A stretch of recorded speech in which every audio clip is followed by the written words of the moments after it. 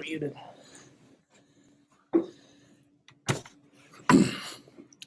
Well, hey guys, good afternoon, and we're certainly excited about today. I'm going to make a couple overarching comments. There's a lot to talk about. I know that we have our usual group of media guys, but I also know this is being streamed, so we have a lot of fans out there that support the Cowboys that are watching. So, first of all, one of the things we're really excited about is turning the page to 2021. And research has said one of the top three things Americans are looking forward to is supporting their team, going out and cheering on their team, and some semblance of normalcy.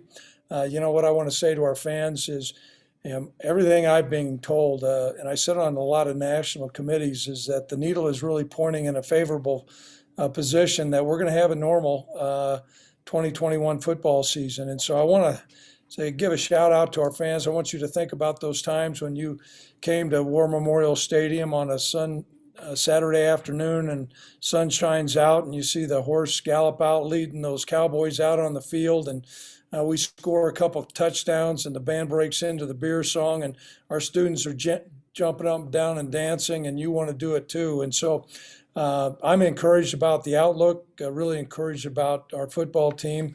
And I want to say also this to our fans, knowing that I've always leveled with you straight. And I think the future really looks bright. I'm optimistic about this football team that we have. They're hungry. Last year was a challenging year, and we want to set the records straight. We've got high goals and aspirations as we go into this next year. And so a lot to be cheering for. And I know our season tickets are going to go on sale. This sounds like a sales pitch. It's not a sales pitch. It's just shooting straight to our fans. If you haven't got your tickets, I'd encourage you to do it because I think you're going to like our schedule.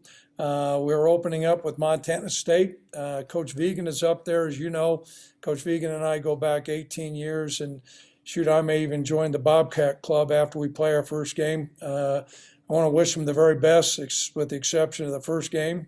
But I want to say thanks to Brent Vegan. He established a great foundation with our offense during the 18 years. And he's off into a new venture. And now change offers an opportunity for some great advancements. And I think you're going to see some new wrinkles. Certainly, we've got three coaches that I'm going to introduce today or talk about them. And then they're going to have a chance to address and answer the questions that you may have. And so the very first guy I'm going to introduce is Derek Frazier. Many of you recognize the name Frazier.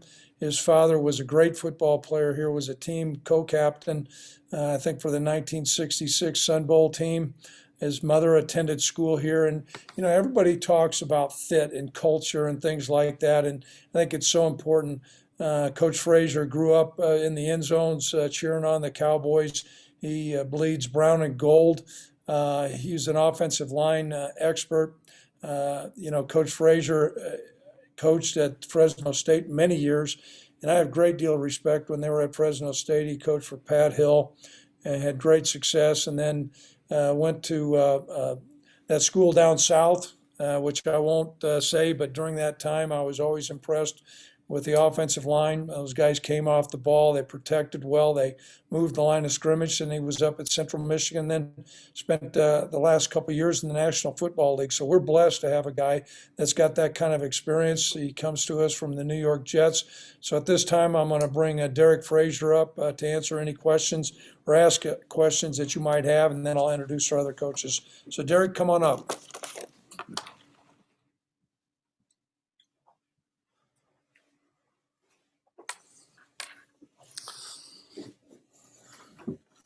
Good afternoon. Afternoon. Go ahead. Derek, welcome to Wyoming first and foremost. How surreal is this? Parents both went to school, as Coach Bohl just said. Dad was a team captain. You also coached and played for Marty English at UNC and Coach Joe Glenn, and then FSU with Pat Hill, and then, of course, at Central Michigan during the Potato Bowl against Wyoming. Does this just seem surreal to you and a whirlwind? And just kind of a circle back to Laramie? It's been great. My whole family is extremely fired up to be back here in Laramie. And it's a special place, and it's been a special place with our family for many years. And I've competed against the University of Wyoming and several different other places. And, I'm excited to be part of this championship culture and kind of carrying on that tradition that my family has laid forth. And it's Coach Bohl mentioned it. I grew up coming up to these games, and I grew up, going to Cowboy Joe clubs with my events with my parents, and now to be a part of this program and Coach Bohl and his championship culture. It really is surreal. I'm extremely excited to be a part of it. Obviously, you spent the last couple years in the NFL with the Jets. I'm curious, what were some of the biggest lessons you learned there, and what made this the right time to go back to college? Well, I think you learn a lot of attention to detail. You learn a lot of how to communicate in a group with 11-year veterans and first-year players. You pick up great little nuggets from guys, how they prepare, how they see things, how to protect in the passing game and in techniques and drills in the run game. I mean, there's many things that benefited my my coaching career just these last 2 years of being at the Jets. And, when Coach Bohl came up and we started talking, it was, I tell you what, it's the right time to come back and be close to family. Back here, around Laramie, and you can't pass up an opportunity like this, and to come back and with a great group of guys in this room and on this team and the culture that's been, that's been bestowed and carries on from year to year. I mean, there's too many things to pass up to not take this opportunity to come back to the University of Wyoming. Derek, this is Davis Potter with the Casper Star Tribune. You're coming in with a new offensive coordinator in Tim. Obviously, I know Craig's talked a lot about re-engineering this offense. How do you think maybe your coaching style, maybe some of your coaching tendencies sort of mesh with what you guys want to do now on that side of the ball? Well, that's our goal, and that's our key, and that's our charge, is to make sure that everything is working together to benefit and move forward in what Coach Bohl his plan is. And so, I think it all comes back to being, tough, fundamentally aggressive, and playing with fanatical effort, and so that's what's going to be put forth. And really it's just a carry on from what they've done in the past as well, with that offensive line group, because it's a good group, guys. And, that coming off this last year, they have a chip on their shoulder and have something to prove. And I'm looking forward to working with them. Speaking of those guys, Derek, how much did it help sweeten the deal a little bit that all these guys are returning and most of their backups? Yeah, it's I tell you what, you don't get much better than that, and you have that type of experience and with the depth of that unit. I got to do a good job, make sure they do the right thing and not screw them up. So, Derek, this means you just can't escape Marty English? Tell you what, I love Coach English. I mean, he's the salt of the earth, and being able to be back with him is just icing on the cake. I mean, you go back to where did he recruit you to Northern Colorado, or was he just a coach there? He was coaching there. Coach Dalton came over and recruited me, but he was the recruiting coordinator, so he oversaw the recruitment of that. And so he was our strength coach as well. So worked a lot of long days with Coach English. Derek, might as well get it out of the way.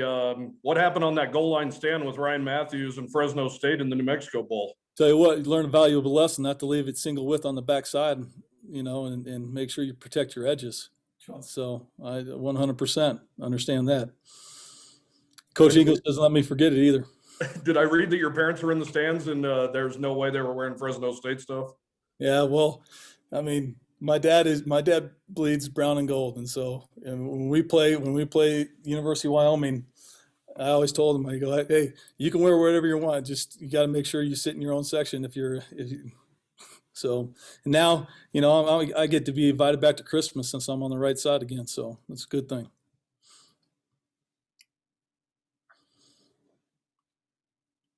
Any other questions? All right. Thank you, guys. Thanks, Derek. Thanks, Derek.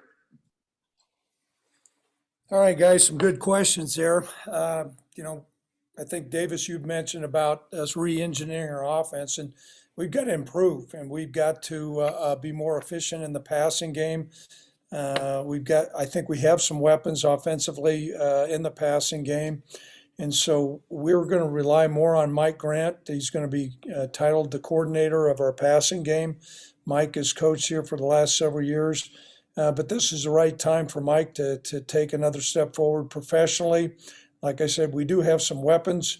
I think we've got some quarterbacks that can throw the football, but we have some guys that can catch it and run with it. So at this time, I'm going to bring up Mike, and he can answer any questions that you guys might have as far as what's going on with our passing game. Come on up, Mike.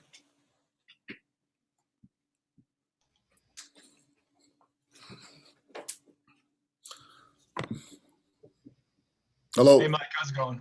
Good. Good. Can you hear me? Yes.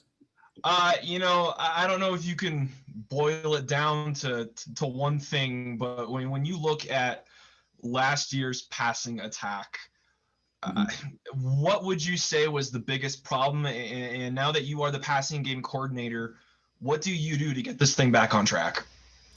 Well, I think a lot of it boils down to opportunities. I think just being in the room with Tim here the last couple of weeks, we're seeing some things that we're both on the same page where we can have an opportunity to take advantage of some of the things that defenses have been giving us, particularly because we run the ball so well. And I think that we're more talented than we have been in the past, that we'll have the opportunity when we're given those one-on-one matchups out there that we can take advantage of them. And I just think at times where we weren't taking advantage of those things, after going back, watching tape, reviewing it, that those are things that we need to take advantage of what we're doing. Mike, how important is it to get these big tight ends in on the mix when it comes to the passing game?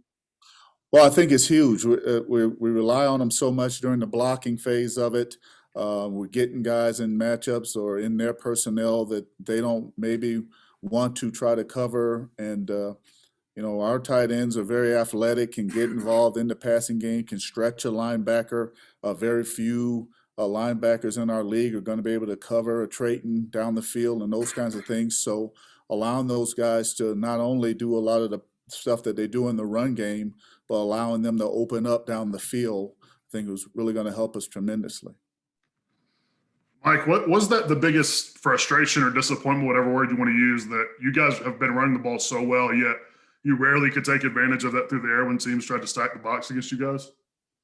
I think it was. I know a lot of it has to do with sometimes, we play in difficult weather here, and that's part of being here. But other times I thought, it was time that we should be able to take advantage of some of the boxes that we're given, some of the personnel. I think we've done a great job as a staff recruiting some guys with some ability out there on the outside that could allow us to take advantage of some of the defenses that we go against, or particularly the defensive backs that we go against week in and week out. And, it was not so much we're banging our head against a wall there, but I really thought that there were some opportunities that were available to us. And just like I said, being in a room here in the last 3 weeks, I think some of those opportunities are going to be taken care of this time. Yeah, Mike, you haven't had a ton of time to work with Tim yet, but I'm curious, just in the amount of time that you've been with him so far, is he philosophically a lot different from what you guys did? What sorts of changes and quote unquote wrinkles do you think we can see? Well, not to give away the playbook to the opponents, but I think we're like I said, I think things can be spread out a little more. I think that we can also run the ball with fewer people in the box, and then that also requires us as wide receivers to be dangerous on the outside. That maybe they need help, a safety help, that they need to be outside more, that can open up some more lanes on the inside, various formations and those kinds of things as we go down the field with the football. Isaiah Nayer had a really nice year last year when it was all said and done, especially yards per catch. How important is it going to be to this offense for him to take a next step and be the leader of this passing it to this young wide receiver core and really get this thing going in the right direction? Oh, I think it'll be important. He's doing a fine job here in the off season right now, to continue to develop. I thought he needs to be a little bit more physical. He's a physical specimen, and I think he can use that to his advantage. But it was more of a year to really get his feet wet. Young guy, just hadn't played since high school. A year of redshirting, and then with all the things that happened with COVID and those things, kind of everybody was a little bit in limbo. But and for him to have the year that he had as far as yards per catch, just holds a bright future for the young man, and he's got the right attitude. Most receivers want the ball. He does that, but he's also a good teammate and a team player right now, and will just do whatever it takes to, have those opportunities come his way.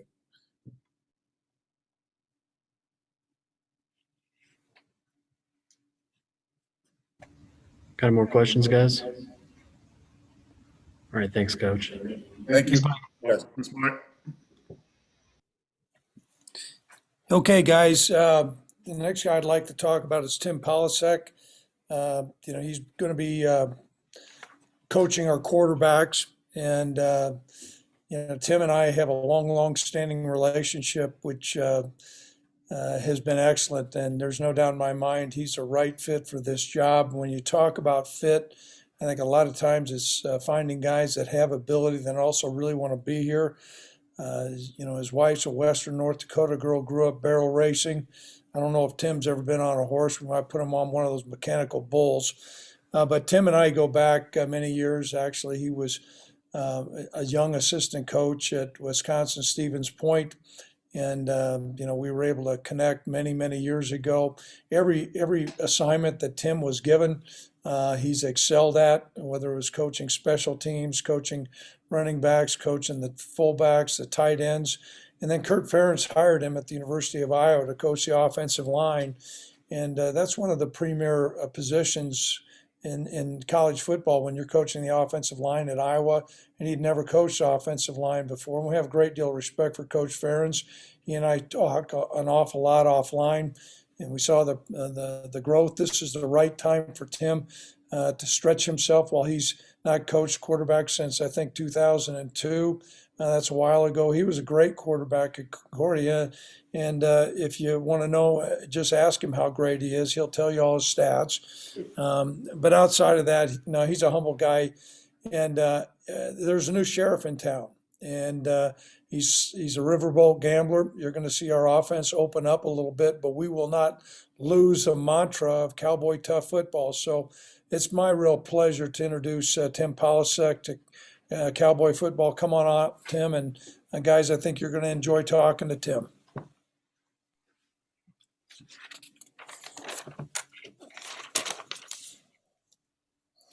Well, thanks, Coach. Good afternoon, everybody. Afternoon. I just appreciate you guys being here.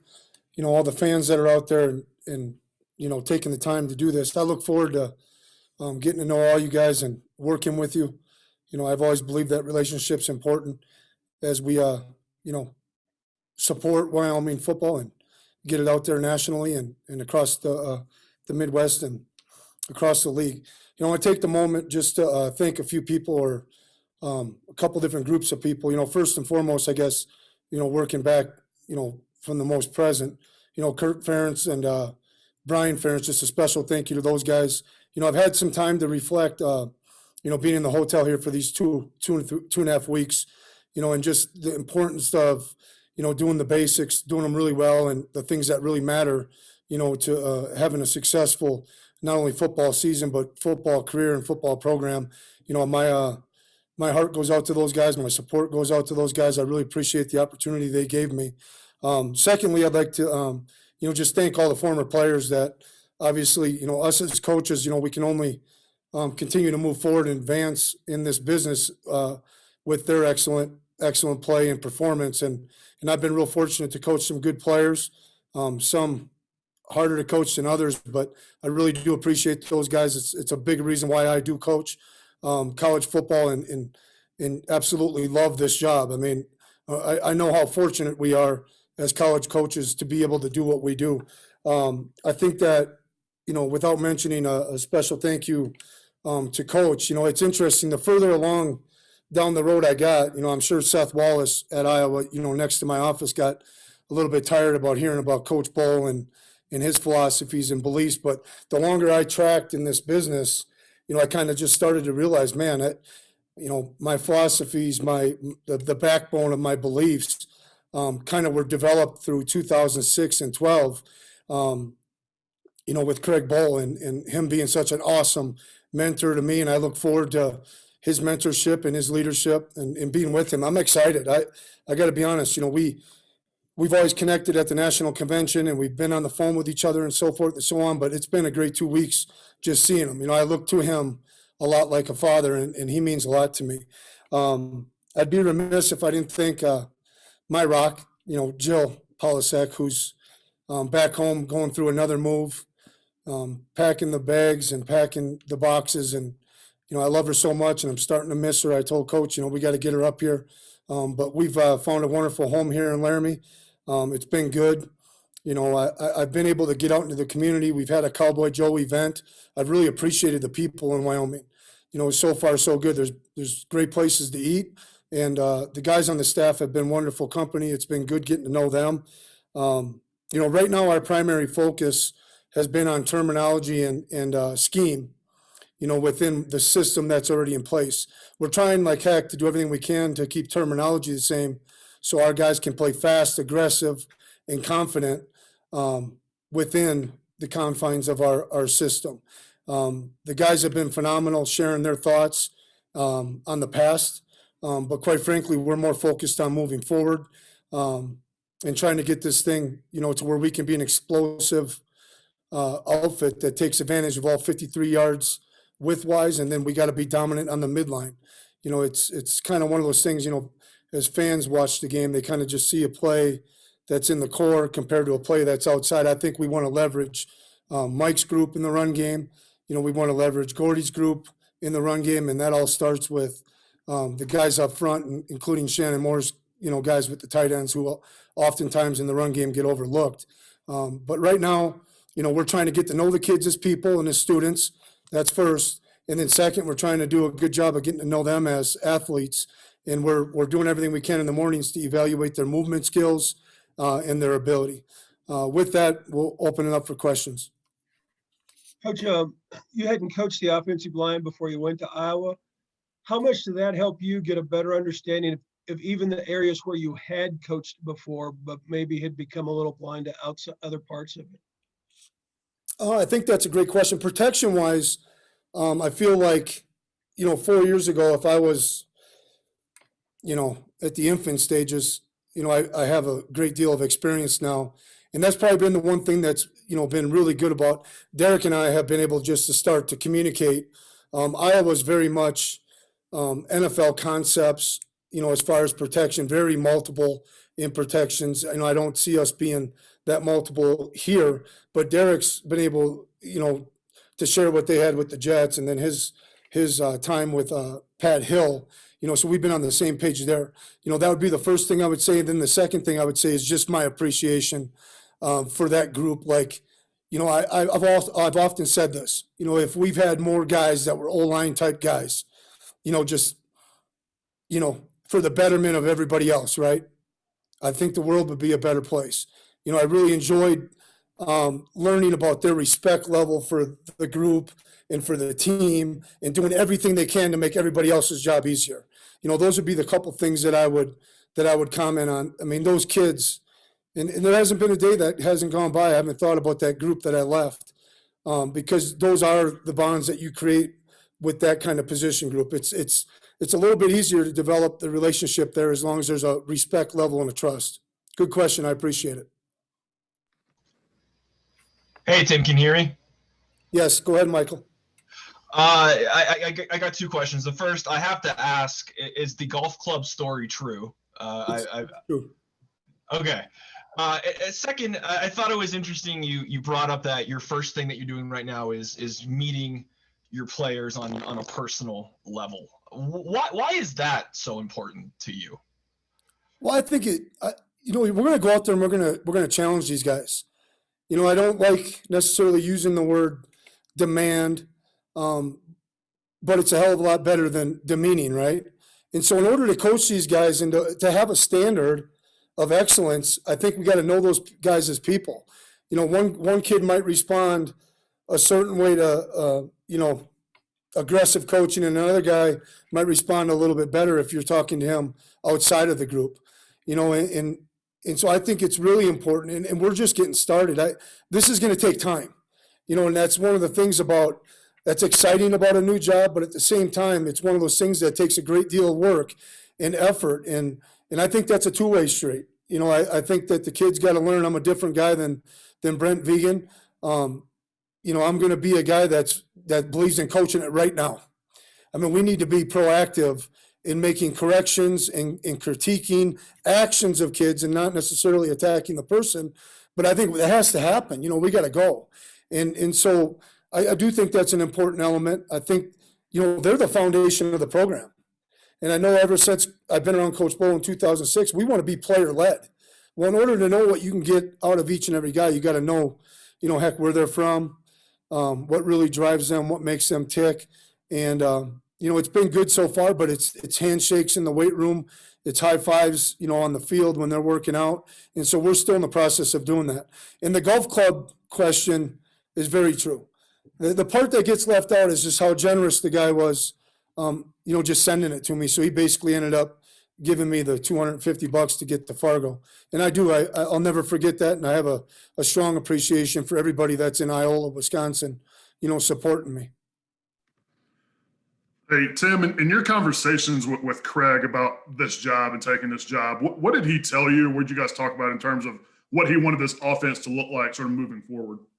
Well, I think, he made it real clear that, maybe in the last couple of years, we had just come up short of the standard, and the goals, in some areas. I think we talked specifically about a couple areas that I'm not comfortable sharing, but, it's real clear to me what coach's vision is. The one thing I'm really comfortable now being 41 compared to 33 years old is just, you get a better feel for what your philosophy is, how you want to move the ball. And some of those things are going to be, put in place right away. But the other part of that is learning about who is the second and third tight end. It's about learning, what can we get out of the running back group as a total? What can we get from the receivers? What do they do well? Because I do believe that our system needs to be flexible enough to leverage the athletes and the playmakers within it. Specifically, I just made I tried to make it pretty clear my idea would be to leverage anybody and everybody that can help us in the run game. We would try our darndest, and it starts with Derek and Shannon and myself in game planning to run into good numbers, create good angles. Okay, and we do that with formation, shift, trade, and motions. And so, we talked a little bit about that, but the one thing I think was easy about talking with coach is that I think he knows where I stand, and it all starts with being tough, cowboy tough. And to me, it's ball pass pro needs to be physical. If you're an uncovered guy, we need to go hit people. And if, your guy loops or drops, well, then we need to go reinforce the pocket. And so within everything that we're doing, there's going to be a physicality about what we're doing. And then it's just about leveraging our playmakers the best way we can. And then I think something that gets untalked about or not talked about enough is we need to build this thing around whoever our quarterback is, find out what Sean and what Levi and what these guys do well and then do it over and over again. It's kind of like I've always used the analogy. It's tough playing a blind tee shot in golf. But the second time, it ain't that bad. And so we got to give these quarterbacks multiple times to see the field so they can functionally get through progressions. Tim, and that kind of leads to my question. I don't know how much video you've watched or what you know about these guys, but what are your initial impressions of Sean Chambers and Levi Williams? Well, I think solid. I'm excited to work with them. I'm not discouraged at all. I think, Sean being hurt last year, man, I wish I was looking at tape of a guy that was 1 year older from 2019. And then, Levi, to me, as an offense, we didn't hit, and I know where Brent was, so I can comment on this. We didn't hit our goals and we didn't hit our standards. But you know what he did get? He got valuable experience, and he's got film that he can learn from. And rather than focusing on the past and what we did or didn't do, we're just focused on moving forward. I think they both have great ability. When I watch them move around, Levi's a big kid that can move. Sean has, I'm not going to draw comparisons, but he has like kind of that it factor that I saw in Carson Wentz, that coach speaks so highly about Josh Allen. I see a little bit of Jordan Lynch in him, just kind of how he maneuvers in the weight room and with his teammates. And I think that means as much as having big arm talent or being able to run the ball efficiently. So, I don't know if I answered your question, with a great deal of detail, but I do like their overall makeup and I like their skill set so far. Tim, as well as Wyoming's been able to run the ball the last 3 years, they've been bottom 10 nationally in passing game efficiency. I'm just curious maybe how you go about trying to fix that. What are your expectations for this passing game? Yeah, again, not focused on fixing anything or what was done in the past. I just know if we're able to run the ball the way that we have and the way that we want to, that should create some shots, whether it's in the second, cover zone, 10, 12 yards or more, and then it should create some shots in that third level that we got to be able to take advantage of. And again, it all starts with protection. I think what we're real focused on right now and what I am confident in saying is we've married up where we think we're going to be good in the run game and made the protection more firm, more solid, and give those guys a chance to really set their feet into concrete, and set the pocket a little bit better and use our hard ball play actions, try to leverage the run game and marry that up with the pass game first and foremost. If we've got to drop back and throw the ball the way the Green Bay Packers do 45 times, that ain't going to go well for us. That's not what we want to be up front, and it's not what we want to be in the pass game. We want to start with the run game, build it from play action, then run action, and then kind of do what you got to do on third and 7+. And I hope like hell we can eliminate, third and long altogether. So, Tim, we heard a story that last time Craig Bohl called you for a job, you cracked a beer and you were doing some wood chopping and stuff like that in the middle of Wisconsin. What was this phone call like? And did you crush a Miller Lite? I didn't crush a Miller Lite because it wasn't necessarily a job offer, but it was an interesting, here, I'll share this with you. With the COVID, our last 2 games getting canceled at the University of Iowa, which we're unfortunate because we were doing this, really playing at a high level. I think it gave us, all of us coaches, time to reflect on, what it is that we really want out of the business, what it is that we want out of our careers. And I know, I just consciously remember thinking like, man, I'm craving wanting to lead again. I'm craving wanting to help assistant coaches, grow and become coordinators themselves. And it was the first off season I was really starting to miss that. And all of a sudden, you get a call. I believe it was Friday at 1:00, and I happened to be driving around before the recruiting coordinator at Iowa were going to play golf on a simulator. And coach just said, hey, Brent's in the early stages of looking at, the Montana State job. Would you have interest? And I immediately answered, Coach, absolutely. I got to get with the command center, my wife. And I said, I'd really like to do this professionally with Kirk Ferentz. But yes, I would be interested. And then from there, you're kind of playing a little bit of a waiting game, finding out what would happen if there was going to be a position open. But, your mind starts to think about the players you got at the time. Those guys, I don't want to list anybody because I'll forget someone, but they mean so much to you. But then I really just started feeling like, man, to be around great people in a great program, opportunity, it was going to be doable. And it was exciting. It was exciting from the start. right from that moment, I started compartmentalizing, okay, what's the system going to look like at Wyoming? How much has it changed since 2012 till now? And so all those things were fun. This has been it's been really good. And it's been phenomenal. Like, I feel like I've got fireworks going off in my mind from the standpoint of getting back with the quarterbacks. In my heart, I've always been a quarterback guy, and actually every step of the move in my career, I moved closer and closer to the line of scrimmage. And I think that can only help me with the quarterback. So I'm excited about it all. And we're going to have a lot of passion and enthusiasm, and we're going to do everything we can to leverage our system so our guys can play fast and be explosive. Well, I appreciate you guys. And you got one more? Yeah, I was going to add, just looking back at your games when you were the play caller at NDSU, you guys were as likely to go empty as you were to have 12 personnel or 21 personnel. You did a lot of different things out of that. I'm curious, was that just specific to the personnel you had there, or is that something in your offense to where you might see that at Wyoming?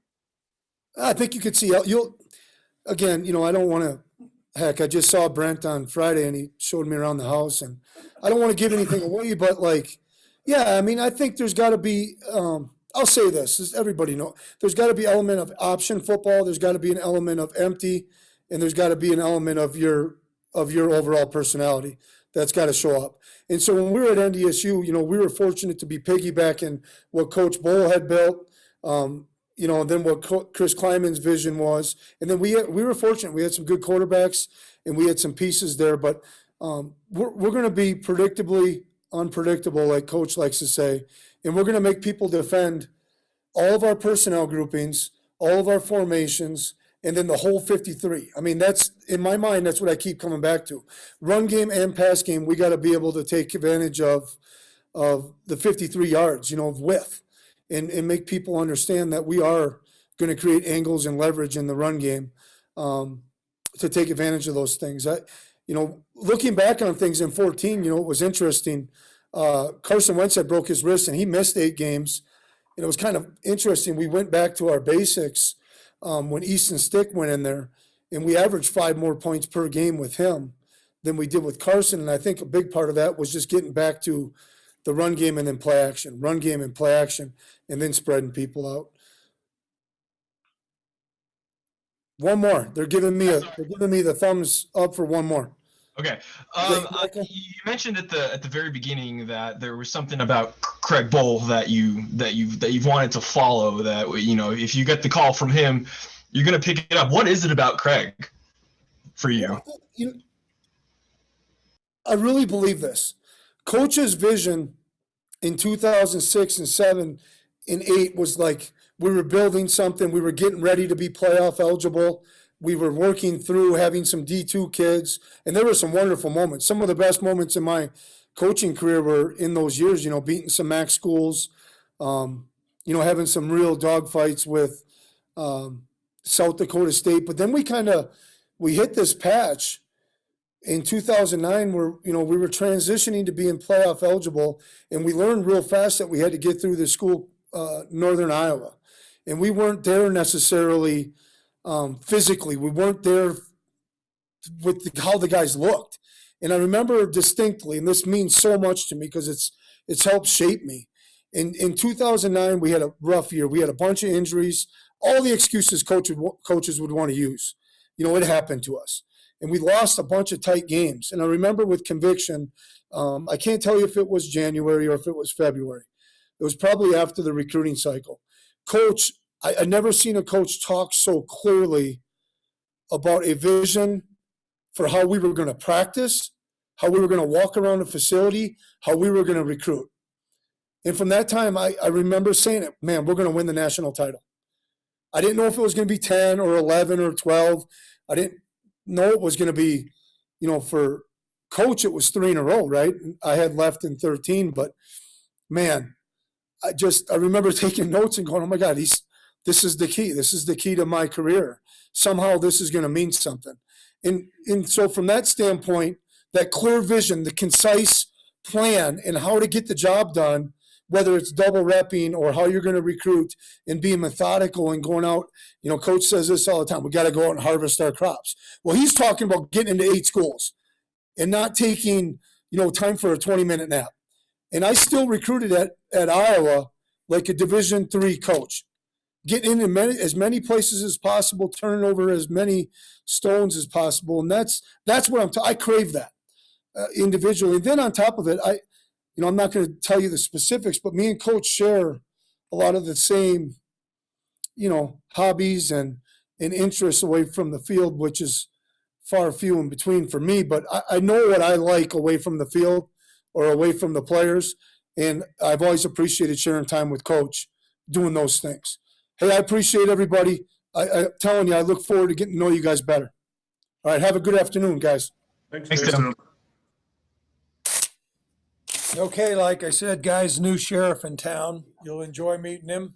I can tell you this, his ability, the first 10 minutes in practice, you're going to be able to come out and you'll see his throwing ability. He can throw the ball farther than Carson Wentz, but he can't throw it as far as Josh Allen. So anyhow, guys, we're excited about this next year. We got a lot of work to do, but that message I sent out to our fans, the calendar got turned from 2020 to 2021. Sean Chambers changed his number from 12 to 2. He promised me he's not going to get hurt. Our players have a great look in their eye, and we need to take that another step forward. Many years ago, we set out to win a conference championship. A couple times we kind of knocked around the door. We need to kick that door down this year. So Tim and all the new coaches, Derek, and then Mike's new role is going to have a big impact on that. So is there any questions that you guys have of me before we go ahead and conclude today? You have Michael, go ahead. Yeah, no, I was just going to ask, is the plan still for the spring ball to start sometime in May? Yes, it is. I think we're going to start on this April 6th is when we're going to start. And then I think the spring game is May 8th. So we moved everything back. A lot of that was obviously had everything to do with COVID, and we're hoping some more vaccines get out. Just to fully disclose, I've been vaccinated now, so I'm excited about that. I think, Davis, you have a question. Yeah, Craig, the title of passing game coordinator, was that something that was just built into Brent's duties, I guess, or is that something that you felt like you needed to add with Mike? You know what? Brent first started out as a passing game coordinator. And so during this time, he kind of led in that area.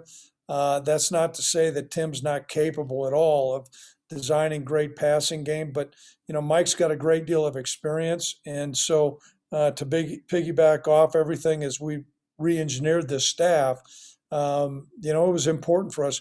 I can't say it enough. We've got to be more explosive on offense. It cannot be 3 yards in a cloud of dust, but we cannot forget who we are. I mean, we're the University of Wyoming. We're the Wyoming Cowboys. And so that makeup and the vision that Tim has to bleed those two, Mike and him together, I think is really going to be important. But now I do want to be clear. Now Tim's going to be calling the plays, and so he'll get advice from Mike during the course of the game. But Tim's going to be at the control and calling all the right plays. Okay, and yeah, Davis, another question. Craig, any of these recruits that you just signed, are any of those guys early enrollees that'll go through the spring or not? Yeah, we have one. I think Zaire is from Valor Christians, an early enrollee, but outside of that, we're not. And I know a lot of you guys have been writing about what players are coming back and things like that. We've got everybody back with the exception of the players that I mentioned, the 3 that have chosen to pursue some other opportunities. So I think it's a good case in point. This football team's hungry. We're older. It was interesting. I talked to Kevin McKinney. He talked to me about how experienced we were. But the thing is, everybody's experienced, guys. Everybody has a lot of players coming back this next year. But guys,